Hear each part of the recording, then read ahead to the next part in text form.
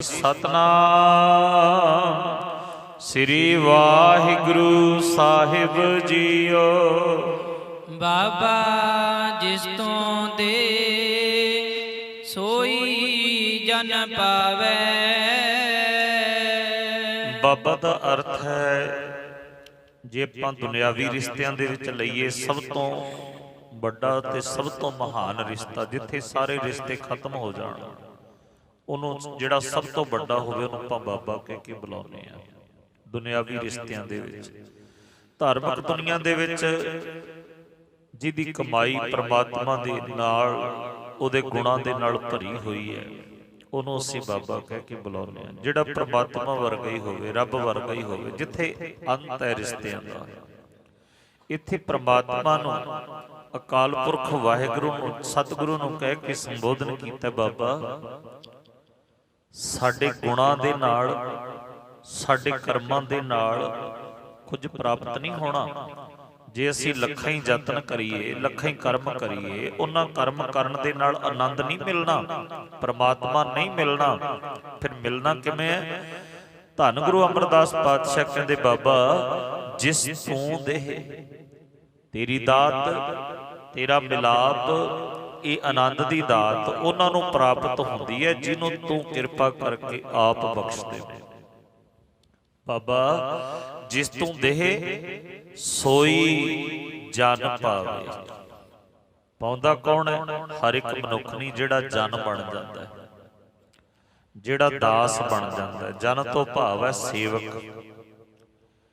ਜਿਹੜਾ ਪ੍ਰਮਾਤਮਾ ਦਾ ਸੇਵਕ ਬਣ ਗਿਆ, ਜਨ ਬਣ ਗਿਆ। ਇੱਥੇ ਜਿੰਨੀਆਂ ਚੀਜ਼ਾਂ ਜਿੰਨੀਆਂ ਦਾਤਾਂ ਪ੍ਰਾਪਤ ਹੁੰਦੀਆਂ ਨੇ ਗੁਰੂ ਨਾਨਕ ਦੇ ਘਰ ਦੇ ਵਿੱਚੋਂ ਉਹ ਦਾਸ ਬਣ ਕੇ ਪ੍ਰਾਪਤ ਹੁੰਦੀਆਂ ਨੇ, ਜਨ ਬਣ ਕੇ ਪ੍ਰਾਪਤ। ਹੰਕਾਰ ਨਾਲ ਨਹੀਂ, ਜ਼ੋਰ ਨਾਲ ਨਹੀਂ, ਜ਼ਬਰਦਸਤੀ ਨਾਲ ਇੱਥੋਂ ਕੁਝ ਵੀ ਪ੍ਰਾਪਤ ਨਹੀਂ ਹੁੰਦਾ। ਜਿਨ੍ਹਾਂ ਨੇ ਹੰਕਾਰ ਕੀਤਾ, ਜਿਨ੍ਹਾਂ ਨੇ ਹੈਂਕੜ ਕੀਤੀ, ਉਹ ਖਾਲੀ ਰਹਿ ਗਏ। ਜਿਨ੍ਹਾਂ ਨੇ ਗੁਰੂ ਦੇ ਹੁਕਮ ਨੂੰ ਮੰਨਿਆ, ਭਾਣੇ ਵਿੱਚ ਚੱਲੇ, ਰਜ਼ਾ ਵਿੱਚ ਚੱਲੇ, ਨਿਮ ਕੇ ਚੱਲੇ, ਜਨ ਬਣ ਕੇ ਰਹੇ, ਦਾਸ ਬਣ ਕੇ ਰਹੇ, ਉਹਨਾਂ ਨੇ ਦਾਤਾਂ ਪ੍ਰਾਪਤ ਕਰ ਲਈ।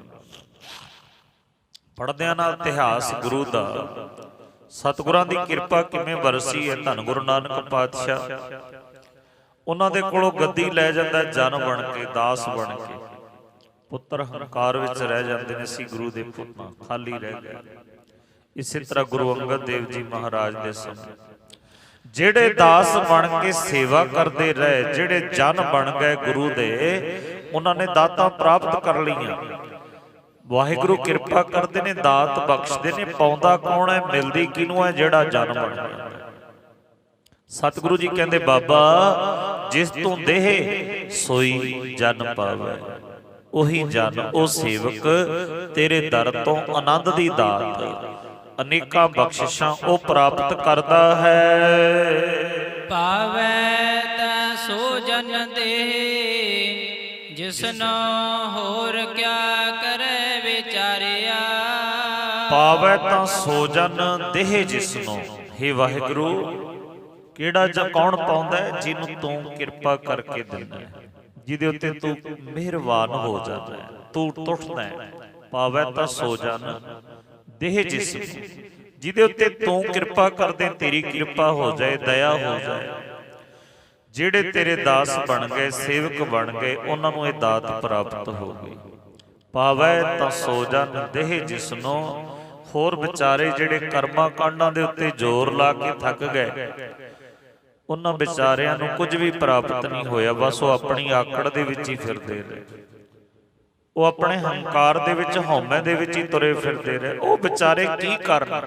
ਕਿਉਂਕਿ ਇੱਥੇ ਤਾਂ ਦਾਤ ਮਿਲਦੀ ਹੈ ਸੇਵਕ ਬਣ ਕੇ, ਇੱਥੇ ਤਾਂ ਬਖਸ਼ਿਸ਼ ਪ੍ਰਾਪਤ ਹੁੰਦੀ ਹੈ ਜਦੋਂ ਕੋਈ ਤੇਰਾ ਜਨ ਬਣ ਜਾਂਦਾ। ਇੱਥੇ ਤਾਂ ਨਿਮ ਕੇ ਨਿਮਰਤਾ ਦੇ ਨਾਲ ਭਾਣੇ ਵਿੱਚ ਚੱਲਣ ਵਾਲਿਆਂ ਨੂੰ ਮਿਲਦੀ ਹੈ, ਆਕੜ ਵਾਲਿਆਂ ਨੂੰ ਨਹੀਂ ਮਿਲਦੀ। ਪਾਵੈ ਤਾਂ ਸੋ ਜਨ ਦੇਹ ਜਿਸਨੂੰ ਹੋਰ ਕਿਆ ਕਰੇ ਵਿਚਾਰਿਆ। ਹੋਰ ਵਿਚਾਰੇ ਕੀ ਕਰ ਸਕਦੇ ਨੇ? ਉਹਨਾਂ ਦਾ ਕੀ ਜ਼ੋਰ ਹੈ? ਉਹ ਖਾਲੀ ਰਹਿ ਜਾਂਦੇ ਹਨ। ਇੱਕ ਭਰਮ ਭੂਲੇ ਬਿਰਹਿ ਦੇ ਦਿਸ, ਇੱਕ ਨਾਮ ਲਾਗ ਸਵਾਰਿਆ। ਇੱਕ ਭਰਮ ਦੇ ਵਿੱਚ ਭੁੱਲੇ ਹੋਏ ਨੇ, ਭਰਮ ਕੀ ਹੈ? ਭਰਮ ਹੈ ਜਦੋਂ ਅਸੀਂ ਨਕਲ ਨੂੰ ਅਸਲੀ ਸਮਝ ਲੈਂਦੇ ਹਾਂ। ਨਕਲੀ ਨੂੰ ਜਦੋਂ ਅਸਲੀ ਸਮਝ ਲਈਏ ਭਰਮ ਹੈ। ਭਗਤ ਰਵਿਦਾਸ ਜੀ ਨੇ ਆਪਣੀ ਬਾਣੀ ਦੇ ਵਿੱਚ ਬਚਨ ਕੀਤਾ, ਕਹਿੰਦੇ ਮੇਰੇ ਮਨ ਦੇ ਵਿੱਚ ਮਾਧਵੇ ਕਿਆ ਕਹੀਏ, ਭ੍ਰਮ ਐਸਾ ਜੈਸਾ ਮਾਨੀਐ ਹੋਏ ਨਾ ਤੈਸਾ। ਜਦ ਕਿ ਹੁੰਦੀ ਨਕਲ ਹੈ, ਅਸਲ ਵਿੱਚ ਨਹੀਂ ਹੁੰਦਾ ਕੁਝ ਵੀ। ਜਦੋਂ ਅਸੀਂ ਨਕਲ ਨੂੰ ਅਸਲ ਸਮਝ ਲਈਏ, ਅਸੀਂ ਕਰਮ ਕਾਂਡ ਨੂੰ ਧਰਮ ਸਮਝ ਲਈਏ, ਪ੍ਰਮਾਤਮਾ ਸਮਝ ਲਈਏ, ਅਸੀਂ ਕਰਮ ਕਾਂਡਾਂ ਨੂੰ ਸੱਚ ਮੰਨ ਲਿਆ, ਅਸੀਂ ਕਰਮ ਕਾਂਡਾਂ ਨੂੰ ਰੱਬ ਸਮਝ ਲਿਆ, ਉਸੇ ਨੂੰ ਪ੍ਰਮਾਤਮਾ ਸਮਝ ਲਿਆ। ਇੱਕ ਭਰਮ ਭੁੱਲੇ ਫਿਰੈ ਦਹਿ ਦਿਸ, ਦਹਿ ਦਿਸ ਭਟਕਦੇ ਫਿਰਦੇ ਨੇ, ਕਰਮ ਕਾਂਡ ਕਰੀ ਜਾਂਦੇ ਨੇ। ਕਰਮ ਕਾਂਡ ਵੀ ਐਸੇ ਵੈਸੇ ਛੋਟੇ ਮੋਟੇ ਨਹੀਂ ਜਿਹੜੇ ਕਰਮ ਕਾਂਡ ਕਰਦੇ ਨੇ, ਕਿਉਂਕਿ ਕਰਮਾਂ ਕਾਂਡਾਂ ਨਾਲ ਤੇ ਰੱਬ ਨਹੀਂ ਮਿਲਦਾ। ਇੱਥੇ ਤਾਂ ਪ੍ਰਮਾਤਮਾ ਦੀ ਕਿਰਪਾ ਦੇ ਨਾਲ ਜਿਨ੍ਹਾਂ ਦੇ ਉੱਤੇ ਉਹ ਬਖਸ਼ਿਸ਼ ਕਰਦਾ, ਜਿਹੜੇ ਉਹਦੇ ਦਾਸ ਬਣ ਜਾਂਦੇ ਨੇ। ਆਪਾਂ ਪੜ੍ਹਦੇ ਆ ਰਹੇ ਹਾਂ, ਸਾਹਿਬ ਸ੍ਰੀ ਗੁਰੂ ਗ੍ਰੰਥ ਸਾਹਿਬ ਜੀ ਮਹਾਰਾਜ ਜੀ ਦੀ ਬਾਣੀ ਦੇ ਵਿੱਚ ਆਸਾ ਜੀ ਦੀ ਵਾਰ ਦੇ ਵਿੱਚ ਆਪਾਂ ਹਰ ਰੋਜ਼ ਇਹ ਸ਼ਲੋਕ ਸੁਣਦੇ ਹਾਂ। ਦੋ ਨੌਕਰਾਂ ਦੀ ਗੱਲ ਸਤਿਗੁਰੂ ਜੀ ਨੇ ਬਾਣੀ ਵਿੱਚ ਕੀਤੀ ਹੈ। ਦੋ ਨੌਕਰ ਨੇ। ਇੱਕ ਨੌਕਰ ਇਸ ਤਰ੍ਹਾਂ ਦਾ ਹੈ ਕਿ ਉਹ ਆਪਣੇ ਮਾਲਕ ਦੇ ਕੋਲੋਂ ਜਿੰਨੀ ਉਹਦੀ ਤਨਖਾਹ ਹੁੰਦੀ ਹੈ ਨਾ, ਉਦੋਂ ਵੀ ਕਈ ਗੁਣਾ ਵੱਧ ਲੈ ਕੇ ਵਰਤ ਲੈਂਦਾ, ਮਾਲਕ ਦੀ ਖੁਸ਼ੀ ਲੈਂਦਾ, ਮਾਲਕ ਉਹਨੂੰ ਹੋਰ ਦਿੰਦਾ। ਜਿੰਨੀ ਉਹਦੀ ਤਨਖਾਹ ਹੁੰਦੀ ਹੈ ਨੌਕਰ ਦੀ, ਉਨਾ ਹੀ ਨਹੀਂ, ਉਹਦੇ ਨਾਲੋਂ ਹੋਰ ਕਈ ਗੁਣਾ ਜ਼ਿਆਦਾ ਦੇ ਦਿੰਦਾ। ਉਹ ਫਿਰ ਵੀ ਮਾਲਕ ਉਹਦੇ ਉੱਤੇ ਖੁਸ਼ ਰਹਿੰਦਾ, ਪ੍ਰਸੰਨ ਰਹਿੰਦਾ। ਔਰ ਇੱਕ ਨੌਕਰ ਐਦਾਂ ਦਾ ਜਿਹੜਾ ਬੜੀ ਮੁਸ਼ਕਲ ਨਾਲ ਤਨਖਾਹ ਲੈਂਦਾ, ਉਹਦੇ ਨਾਲ ਹੀ ਗੁਜ਼ਾਰਾ ਕਰਦਾ, ਦੁਖੀ ਹੁੰਦਾ। ਕਾਰਨ ਕੀ ਹੈ? ਧੰਨ ਸ੍ਰੀ ਗੁਰੂ ਗ੍ਰੰਥ ਸਾਹਿਬ ਜੀ ਮਹਾਰਾਜ ਜੀ ਦੀ ਬਾਣੀ ਦੇ ਵਿੱਚ ਆਸਾ ਜੀ ਦੀ ਵਾਰ ਵਿੱਚ ਆਪਾਂ ਪੜ੍ਹਦੇ ਹਾਂ, ਚਾਕਰ ਲੱਗੇ ਚਾਕਰੀ ਨਾਲੇ ਗਾਰਬ ਬਾਦ, ਗੱਲਾਂ ਕਰੇ ਘਨੇਰੀਆਂ ਖਸਮ ਨਾ ਪਾਏ ਸਾਧ। ਜਿਹੜਾ ਆਪਣੇ ਮਾਲਕ ਦੇ ਹੁਕਮ ਵਿੱਚ ਨਹੀਂ ਚੱਲਦਾ, ਉਹਦੀ ਰਜ਼ਾ ਵਿੱਚ ਨਹੀਂ ਚੱਲਦਾ, ਬਸ ਗੱਲਾਂ ਹੀ ਮਾਰੀ ਜਾਂਦਾ ਹੈ, ਜੱਕੜੀ ਮਾਰਦਾ ਰਹਿੰਦਾ ਹੈ। ਮਾਲਕ ਕਹਿੰਦਾ ਤੂੰ ਕੰਮ ਤੇ ਕਰਦਾ ਨਹੀਂ, ਗੱਲਾਂ ਹੀ ਕਰੀ ਜਾਂਦਾ ਸਾਰਾ ਦਿਨ। ਤੈਨੂੰ ਤਾਂ ਜਿਹੜੀ ਤਨਖਾਹ ਮੈਂ ਦਿੰਦਾ ਨਾ, ਉਹ ਵੀ ਮੈਨੂੰ ਬਹੁਤ ਜ਼ਿਆਦਾ ਲੱਗਦੀ ਹੈ। ਉਹ ਮਾਲਕ ਦੀ ਖੁਸ਼ੀ ਨਹੀਂ ਪ੍ਰਾਪਤ ਕਰ ਸਕਦਾ। ਸਤਿਗੁਰੂ ਜੀ ਬਾਣੀ ਵਿੱਚ ਕਹਿੰਦੇ, ਚਾਕਰ ਲੱਗੇ ਚਾਕਰੀ ਨਾਲੇ ਗਾਰਬ ਬਾਦ, ਗੱਲਾਂ ਕਰੇ ਘਨੇਰੀਆਂ ਖਸਮ ਨਾ ਪਾਏ ਸਾਧ। ਸਾਧ ਤੋਂ ਭਾਵ ਹੈ ਖੁਸ਼ੀ। ਉਹ ਆਪਣੇ ਮਾਲਕ ਦੀ ਖੁਸ਼ੀ ਨਹੀਂ ਪਾ ਸਕਦਾ। ਜਦੋਂ ਮਾਲਕ ਖੁਸ਼ ਹੋਵੇ, ਉਹਦੇ ਨਾਲੋਂ ਵੱਧ ਕੇ ਦਾਤ ਦਿੰਦਾ। ਜਿੰਨਾ ਉਹਦਾ ਹੱਕ ਬਣਦਾ, ਜਿੰਨੀ ਉਹਨੂੰ ਦਿੰਨੇ ਆ, ਉਹਦੇ ਨਾਲੋਂ ਵੀ ਵੱਧ ਦਾਤ ਦਿੰਦਾ ਉਹ ਮਾਲਕ। ਪਰ ਸਤਿਗੁਰੂ ਜੀ ਕਹਿੰਦੇ ਇੱਕ ਉਹ ਨੇ ਜਿਹੜੇ ਉਹਦੀ ਰਜ਼ਾ ਵਿੱਚ ਚੱਲਦੇ ਨੇ। ਔਰ ਉਹ ਕਿਹੜੇ ਨੇ? ਇੱਕ ਤਾਂ ਚਾਕਰ ਲੱਗੇ ਚਾਕਰੀ ਨਾਲੇ ਗਾਰਬਬਾਦ, ਔਰ ਦੂਸਰਾ ਕਿਹੜਾ? ਚਾਕਰ ਲੱਗੇ ਚਾਕਰੀ ਜੇ ਚੱਲੈ ਖਸਮੈ ਭਾਏ, ਜੇ ਖਸਮ ਦੇ ਭਾਣੇ ਵਿੱਚ ਉਹਦੇ ਹੁਕਮ ਵਿੱਚ ਚੱਲਦਾ। ਚਾਕਰ ਲੱਗੇ ਚਾਕਰੀ ਜੇ ਚੱਲੈ ਖਸਮੈ ਭਾਏ, ਹੁਰਮਤ ਤਿਸਨੋ ਅਗਲੀ। ਜਿਹੜੀ ਉਹਨੂੰ ਪਹਿਲਾਂ ਤਨਖਾਹ ਮਿਲਦੀ ਹੈ ਉਦੋਂ ਵੀ ਜ਼ਿਆਦਾ, ਹੁਰਮਤ ਤਿਸਨੋ ਅਗਲੀ, ਬੱਜੋ ਪੇ ਦੁਗਣਾ ਖਾਏ, ਉਹਦੇ ਨਾਲੋਂ ਦੁਗਣਾ ਹੋਰ ਵੀ ਲੈ ਕੇ ਖਾ ਲੈਂਦਾ ਮਾਲਕ ਜਦੋਂ ਖੁਸ਼ ਹੁੰਦਾ। ਇਸ ਲਈ ਸਤਿਗੁਰੂ ਜੀ ਕਹਿੰਦੇ ਜਦੋਂ ਮਾਲਕ ਖੁਸ਼ ਹੋਵੇ ਉਦੋਂ ਇਹ ਦਾਤਾਂ ਪ੍ਰਾਪਤ ਹੁੰਦੀਆਂ ਨੇ। ਜੇ ਕਿਤੇ ਕੋਈ ਗੱਲਾਂ ਨਾਲ ਹੀ ਕਹੇ ਕਿ ਮੈਂ ਕਰਮਾਂ ਕਾਂਡਾਂ ਨਾਲ ਹੀ ਪਾ ਲਿਆ, ਉਹਦੇ ਨਾਲ ਪ੍ਰਮਾਤਮਾ ਦਾ ਮਿਲਾਪ ਨਹੀਂ, ਪ੍ਰਭੂ ਦੀ ਖੁਸ਼ੀ ਪ੍ਰਾਪਤ ਨਹੀਂ ਹੁੰਦੀ। ਇੱਕ ਭਰਮ ਭੁੱਲੇ ਵਿਚਾਰੇ ਇਸੇ ਭਰਮ ਦੇ ਵਿੱਚ ਹੀ ਫਿਰਦੇ ਨੇ ਕਿ ਅਸੀਂ ਬੜੇ ਕਰਮ ਕਰਦੇ ਹਾਂ, ਅਸੀਂ ਤਾਂ ਰੋਜ਼ ਚੌਕਾ ਪੋਚਦੇ ਹਾਂ, ਕਾਰੀ ਕੱਢਦੇ ਹਾਂ, ਔਰ ਜਿਸ ਤਰ੍ਹਾਂ ਦਾ ਸ਼ਾਸਤਰਾਂ ਦੇ ਵਿੱਚ ਲਿਖਿਆ ਉਦਾਂ ਦਾ ਖਾਣਾ ਖਾਂਦੇ ਹਾਂ। ਧੰਨ ਸ੍ਰੀ ਗੁਰੂ ਗ੍ਰੰਥ ਸਾਹਿਬ ਜੀ ਮਹਾਰਾਜ ਜੀ ਦੀ ਬਾਣੀ ਦੇ ਵਿੱਚ ਇਹੋ ਜਿਹੇ ਕਰਮ ਕਾਂਡਾਂ ਦਾ ਜ਼ਿਕਰ ਬੜਾ ਆਇਆ। ਸਤਿਗੁਰੂ ਜੀ ਕਹਿੰਦੇ ਸੋਨੇ ਕਾ ਚੌਕਾ ਕੰਚਨ ਕੁਆਰ।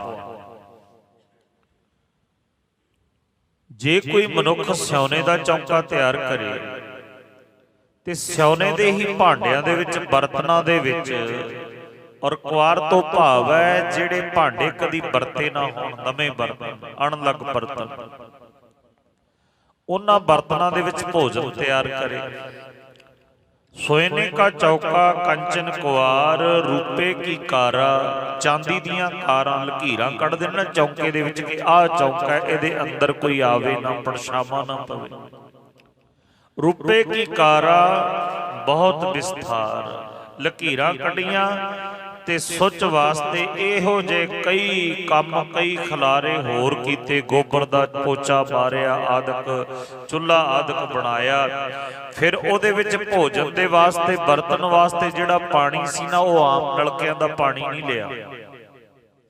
ਉਹ ਪਾਣੀ ਕਿਹੜਾ ਸੀ? ਗੰਗਾ ਕਾ ਉਦਕ, ਉਦਕ ਕਹਿੰਦੇ ਨੇ ਪਾਣੀ ਨੂੰ, ਗੰਗਾ ਦਾ ਪਾਣੀ। ਕਰੰਤੇ ਕੀ ਆਗ, ਲੱਕੜਾਂ ਨੂੰ ਘਸਾ ਕੇ ਅੱਗੇ ਲੱਕੜ ਨਾਲ ਲੱਕੜ ਟਕਰਾ ਕੇ, ਜਿਵੇਂ ਪੱਥਰ ਨਾਲ ਪੱਥਰ ਟਕਰਾ ਕੇ ਅੱਗ ਕੱਢਦੇ ਸੀ, ਇਸ ਤਰ੍ਹਾਂ ਲੱਕੜ ਦੇ ਨਾਲ ਲੱਕੜ ਟਕਰਾ ਕੇ ਉਹਦੇ ਵਿੱਚੋਂ ਅੱਗ ਕੱਢਣੀ। ਭਾਵ ਅੱਗ ਵੀ ਸੁੱਚੀ ਹੋਵੇ, ਕਿਸੇ ਦੇ ਕੋਲੋਂ ਮੰਗੀ ਹੋਈ ਨਾ ਹੋਵੇ। ਔਰ ਕੱਲੀ ਮੰਗਣੀ ਕੀ, ਉਸ ਅੱਗ ਦੇ ਨਾਲ ਪਹਿਲਾਂ ਕੋਈ ਭੋਜਨ ਨਾ ਤਿਆਰ ਹੋਇਆ ਹੋਵੇ। ਕਿਉਂਕਿ ਪੁਰਾਤਨ ਸਮੇਂ ਦੇ ਵਿੱਚ ਜਿਹੜੇ ਬਜ਼ੁਰਗ ਨੇ, ਬਜ਼ੁਰਗ ਮਾਤਾਵਾਂ ਬੈਠੀਆਂ ਨੇ, ਬਜ਼ੁਰਗ ਵੀਰ ਬੈਠੇ ਨੇ, ਉਹਨਾਂ ਨੂੰ ਪਤਾ ਹੈ ਲੋਕ ਤੀਲੀ ਬਾਲਣ ਲੱਗੇ ਵੀ ਕਿਰਸ ਕਰਦੇ ਸੀ ਕਿ ਰੋਜ਼ ਸਾਨੂੰ ਤੀਲੀ ਨਾ ਬਾਲਣੀ ਪਵੇ। ਰਾਤ ਨੂੰ ਸੌਣ ਲੱਗਿਆ ਮਾਤਾਵਾਂ ਨੇ ਚੁੱਲ੍ਹੇ ਦੇ ਵਿੱਚ ਗੋਹਾ ਦੱਬ ਦੇਣਾ, ਬਲਦੀ ਅੱਗ ਦਾ, ਉਹਨੂੰ, ਉਹ ਅੱਗ ਨੂੰ ਦੱਬ ਦਿੰਦੇ ਸੀ ਤੇ ਉਹਨੂੰ ਚੰਗੀ ਤਰ੍ਹਾਂ ਦੱਬ ਦੇਣਾ। ਸਵੇਰੇ ਉਹਨੂੰ ਕੱਢ ਕੇ ਉਹਦੇ ਤੋਂ ਹੀ ਅੱਗ ਤਿਆਰ ਕਰਨੀ, ਅੱਗ ਬਾਲ ਲੈਣੀ। ਸਵੇਰੇ ਕੋਈ ਹੋਰ ਨਵੀਂ ਤੀਲੀ ਨਹੀਂ ਬਾਲਦੇ ਸੀ। ਔਰ ਕਈ ਵਾਰ ਇਸ ਤਰ੍ਹਾਂ ਵੀ ਹੁੰਦਾ ਸੀ, ਜੇ ਕਿਤੇ ਨਾ ਦੱਬਿਆ ਹੁੰਦਾ, ਮਾਚਸਾਂ ਵੀ ਬਹੁਤ ਘੱਟ ਹੁੰਦੀਆਂ ਸੀ ਲੋਕਾਂ ਦੇ ਘਰਾਂ ਦੇ ਵਿੱਚ। ਜੇ ਆਪਣੇ ਘਰ ਉਹ ਗੋਹਾ ਬੁੱਝ ਜਾਂਦਾ, ਉਹ ਅੱਗ ਬੁੱਝ ਜਾਂਦੀ, ਤਾਂ ਪੜੋਸੀਆਂ ਦੇ ਉਹ ਲੈ ਆਉਂਦੇ ਸੀ। ਆਪਾਂ ਉਦਾਹਰਨਾਂ ਸੁਣਦੇ ਆ, ਕਹਿੰਦੇ ਅੱਗ ਮੰਗਣ ਆਈ ਮਾਲਕਣ ਬਣ ਕੇ ਬੈਠ ਗਈ। ਇਦਾਂ ਦੀਆਂ ਉਦਾਹਰਨਾਂ ਪੁਰਾਤਨ ਸਮੇਂ ਤੋਂ ਚੱਲੀਆਂ ਆ ਰਹੀਆਂ ਨੇ। ਇਹਦਾ ਮਤਲਬ ਪਹਿਲਾਂ ਅੱਗ ਵੀ ਮੰਗੀ ਜਾਂਦੀ ਹੁੰਦੀ ਸੀ। ਸੋ ਤੀਲੀ ਨਾ ਬਾਲਣੀ ਪਵੇ, ਇਸ ਕਰਕੇ ਮਾਤਾਵਾਂ ਅੱਗ ਬਾਲ ਦਿੰਦੀਆਂ ਸੀ। ਔਰ ਭਾਈ ਸਾਹਿਬ ਸਤਿਗੁਰੂ ਜੀ ਕਹਿੰਦੇ ਨੇ, ਜਿਹੜੇ ਮਨੁੱਖ ਅੱਗ ਬਾਲ ਕੇ ਚੌਕਾ ਤਿਆਰ ਕਰਦੇ ਨੇ, ਅੱਗ ਵੀ ਸੁੱਚੀ ਬਾਲਦੇ ਨੇ। ਉਹਨਾਂ ਨੂੰ ਕਿਤੋਂ ਹੋਰ ਅੱਗ ਮੰਗਣੀ ਨਾ ਪਵੇ। ਉਸ ਅੱਗ ਦੇ ਨਾਲ ਪਹਿਲਾਂ ਕੋਈ ਭੋਜਨ ਨਾ ਤਿਆਰ ਕੀਤਾ ਹੋਵੇ। ਕਰੰਤੇ ਕੀ ਆਗ, ਔਰ ਗਰੜਾ ਖਾਣਾ, ਦੁੱਧ ਸਿਉ ਗਾੜ, ਚੌਲ ਖਾਣੇ, ਉਹ ਵੀ ਦੁੱਧ ਦੇ ਵਿੱਚ ਉਬਾਲ ਕੇ, ਉਹਦੇ ਵਿੱਚ ਹੋਰ ਕੋਈ ਇੱਧਰ ਉੱਧਰ ਦੀ ਵਸਤੂ ਨਹੀਂ ਪਾਉਣੀ। ਇਹੋ ਜਿਹੇ ਕਰਮ ਕਾਂਡ, ਬੜੇ ਔਖੇ ਕਰਮ ਕਾਂਡ ਕਰਦੇ ਹੁੰਦੇ ਸੀ।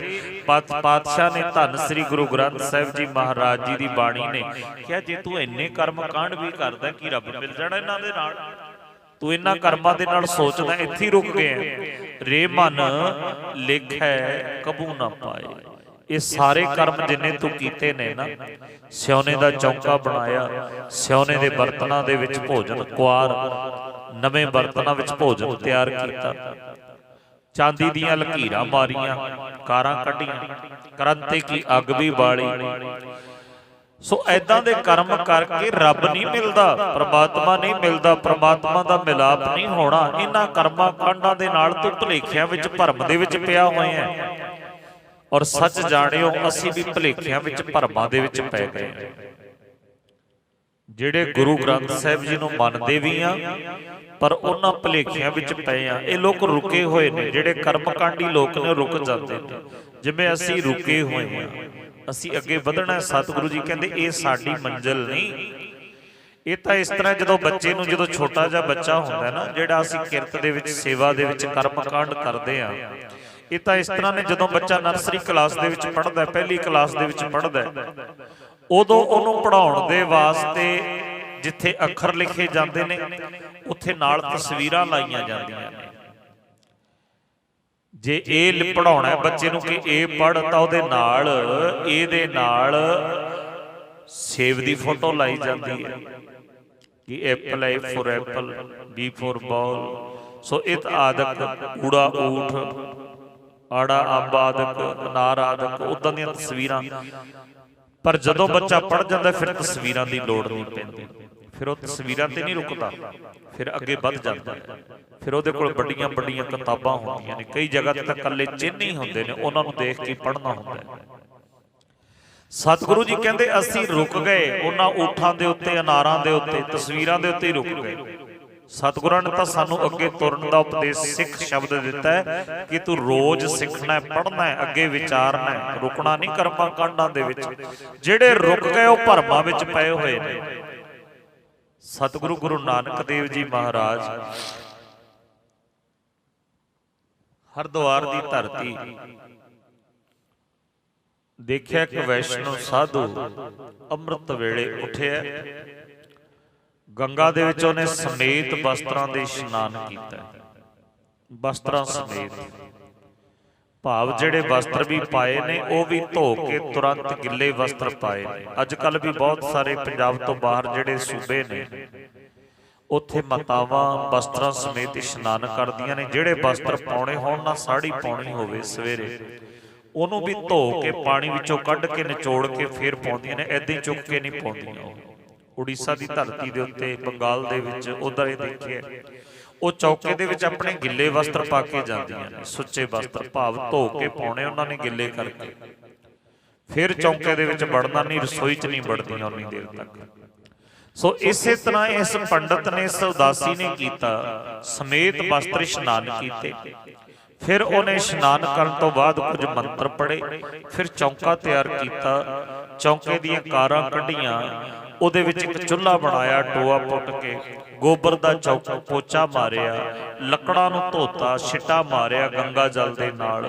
ਗੰਗਾ ਜਲ ਲੈ ਕੇ ਹੁਣ ਭੋਜਨ ਤਿਆਰ ਕਰਨ ਵਾਸਤੇ ਜਦੋਂ ਅੱਗ ਬਾਲੀ, ਭਾਂਡਾ ਉੱਤੇ ਰੱਖਿਆ, ਉਹਦੇ ਬਰਤਨ ਦੇ ਵਿੱਚ ਕੁਝ ਪਾ ਕੇ ਜਦੋਂ ਬਣਾਉਣ ਲੱਗਿਆ ਨਾ, ਕੜਛੀ ਫੇਰਨ ਲੱਗਿਆ, ਸਾਰੀ ਮਿਹਨਤ ਕਰਕੇ ਹੁਣ ਖਾਣਾ ਬਣਾਉਣ ਦੀ ਤਿਆਰੀ ਜਦੋਂ ਕਰ ਰਿਹਾ ਸੀ, ਉਸੇ ਟਾਈਮ ਸਤਿਗੁਰੂ ਗੁਰੂ ਨਾਨਕ ਪਾਤਸ਼ਾਹ ਨੇ ਕਿਹਾ, ਮਰਦਾਨਿਆ ਜਾ ਕੇ ਉਹ ਸਾਧੂ ਦੇ ਕੋਲੋਂ ਅੱਗ ਲੈ ਕੇ ਆ।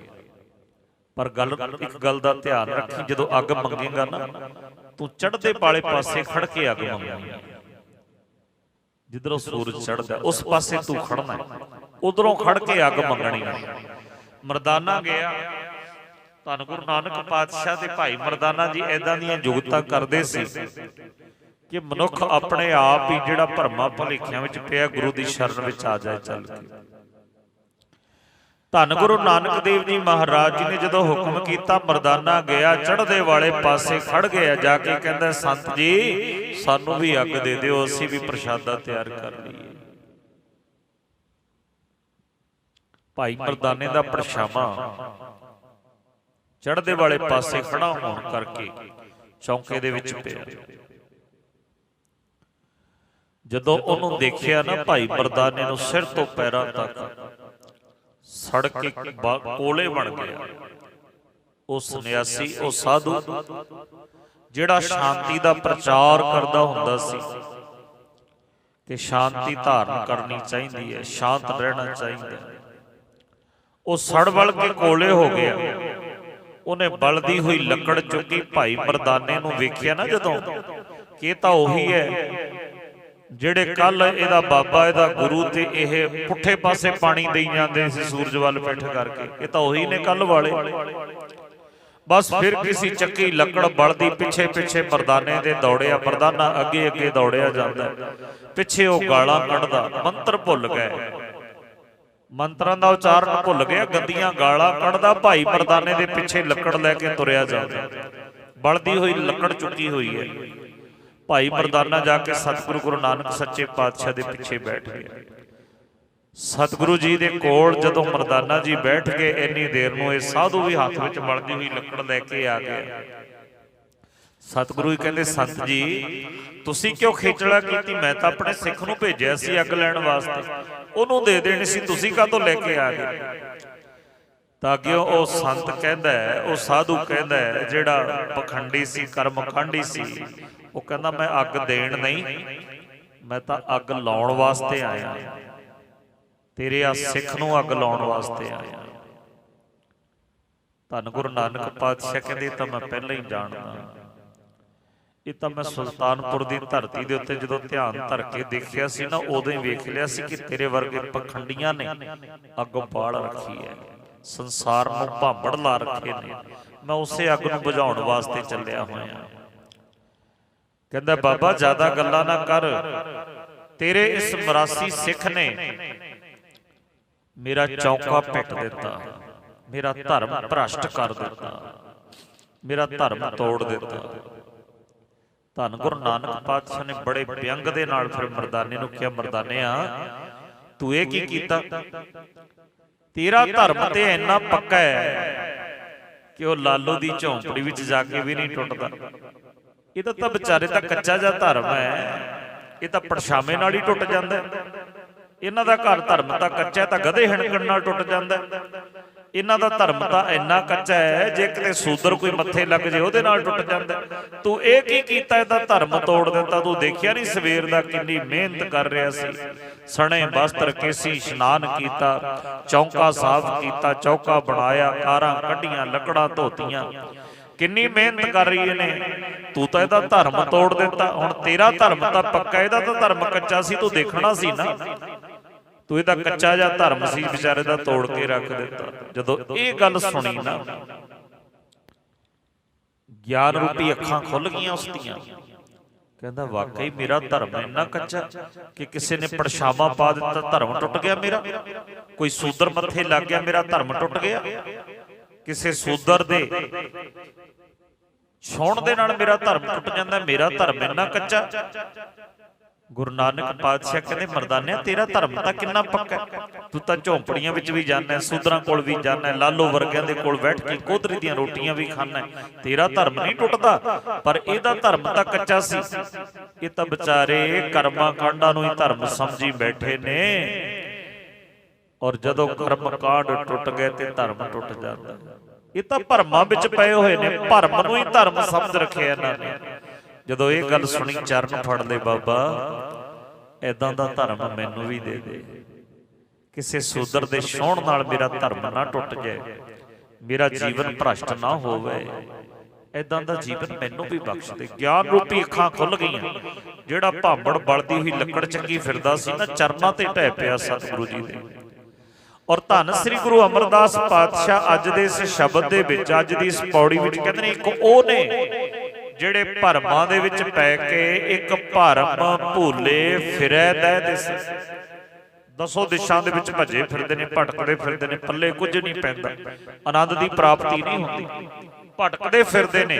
ਇੱਕ ਭਰਮ ਭੁੱਲੇ ਫਿਰੈ ਦਹਿ ਦਿਸ, ਇੱਕ ਨਾਮ ਲਾਗ ਸਵਾਰਿਆ। ਇੱਕ ਨਾ ਨੂੰ ਮੇਰੇ ਸਤਿਗੁਰੂ ਨੇ ਨਾਮ ਨਾਲ ਜੋੜ ਕੇ ਸਵਾਰ ਦਿੱਤਾ, ਉਹਨਾਂ ਦਾ ਜੀਵਨ ਸ਼ਿੰਗਾਰ ਦਿੱਤਾ। ਉਹ ਪਵਿੱਤਰ ਹੋ ਗਏ, ਉਹ ਪ੍ਰਮਾਤਮਾ ਦਾ ਰੂਪ ਬਣ ਗਏ। ਇੰਨਾ ਸਵਾਰਿਆ ਕਿ ਉਹ ਪ੍ਰਮਾਤਮਾ ਨੇ ਉਹਨਾਂ ਨੂੰ ਆਪਣੀ ਗੋਦ ਵਿੱਚ ਬਿਠਾ ਲਿਆ। ਇੰਨੇ ਸਵਾਰ ਦਿੱਤੇ, ਕਾਹਦੇ ਨਾਲ?